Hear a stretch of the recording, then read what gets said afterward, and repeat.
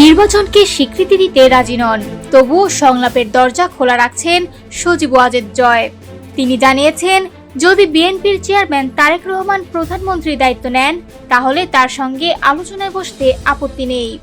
যুক্তরাষ্ট্র থেকে ভিডিও কনফারেন্সের মাধ্যমে ব্রিটিশ সংবাদ মাধ্যমকে দেওয়া সাক্ষাৎকারে জয় বলেন, আমি সবসময় আলোচনায় বিশ্বাস করি, তা যত কঠিনই হোক, যার সঙ্গেই হোক। জীবনে সবসময় এভাবেই চলেছি। তবে সদ্য অনুষ্ঠিত জাতীয় সংসদ নির্বাচনকে তিনি প্রহসন আখ্যা দিয়েছেন। তার দাবি, দেশের সবচেয়ে বড় দল এবং প্রগতিশীল শক্তিগুলোকে বাইরে রেখে এমন একটি নির্বাচন আয়োজন করা হয়েছে, যেখানে ইসলামপন্থী দল বাংলাদেশ জামায়াতে ইসলামী তাদের জনসমর্থনের তুলনায় বেশি প্রভাব ফেলেছে।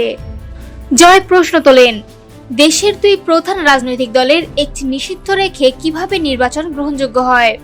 উদাহরণ টেনে বলেন, যুক্তরাজ্যে যদি বড় কোনো দল নিষিদ্ধ থাকতো, সেটিও একই রকম পরিস্থিতি হতো।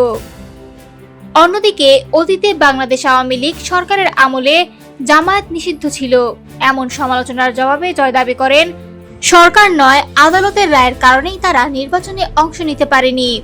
আন্তর্জাতিক পর্যবেক্ষকরা নির্বাচনকে অবাধ ও সুষ্ঠু বললে তা মেনে নেবেন কিনা এ প্রশ্নে জয় স্পষ্ট করে বলেন, না, তার মতে সীমিত সংখ্যক পর্যবেক্ষক সরকারের তত্ত্বাবধানে কাজ করেছেন এবং আইনশৃঙ্খলা পরিস্থিতিও ছিল উদ্বেগজনক। বাংলাদেশে ফেরার প্রসঙ্গে তিনি জানান, একসময় অবশ্যই ফিরবেন, আর সাবেক প্রধানমন্ত্রী শেখ হাসিনাও একদিন দেশে ফিরবেন বলে তার বিশ্বাস।